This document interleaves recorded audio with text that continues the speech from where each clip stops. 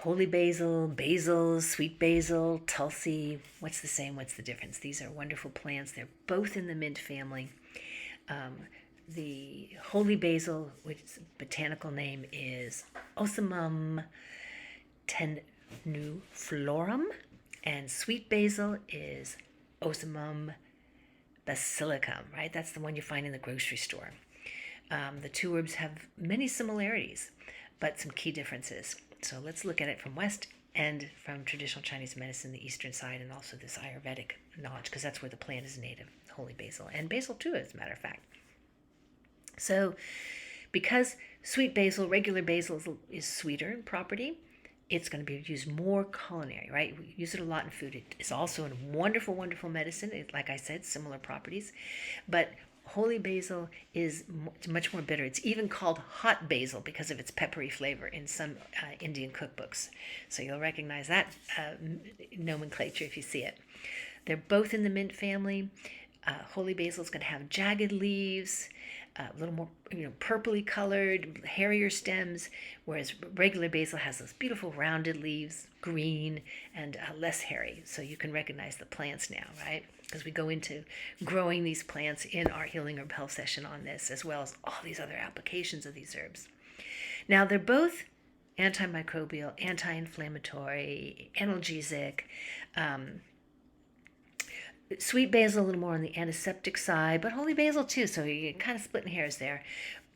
Regular basil is going to be used more as a digestive, and holy basil really starts to kick into gear in this very sacred tradition that it comes out of, and this ability for brain, anxiety, and depression. It's even been found that patients given 500 milligrams of holy basil extract twice a day for like 60 days, significant reduction in general anxiety, stress, depression, even found to be as effective as Valium and tofranil, right, for treating depression. That's pretty potent, pretty powerful. And these are safe, right? These are edible plants. In traditional Chinese medicine, the herbs are considered to be Shen tonic. Now, Shen is your consciousness, your spirit, your soul. So it's that lets you sleep and rest. It's that gives you purpose. It's what lets you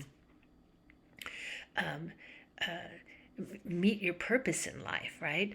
So truly important here. They tonify the spleen. They're kidney tonics. Kidneys come underneath it all, right? These are where you want to get your nourishment from your yin and your yang, the kidney energy, and countering fear and stress. And both these herbs do this, and you can see how holy basil even pushes the needle a little further even in that direction.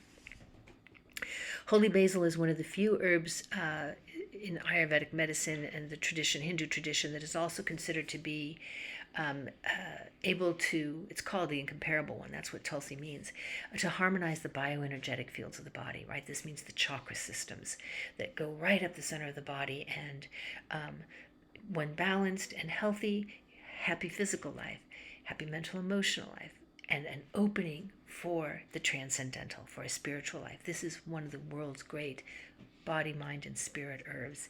So there you have it, a little bit about holy basil, a little bit about sweet basil. Please, if you have a question, don't hesitate to write us at info@whiterabbitinstituteofhealing.com. We're happy to help you. And you may want to consider taking our Healing Herb Health session on holy basil, Tulsi. Find out more how to be taking full advantage of this phenomenally capable and powerful, sacred, and healing herb.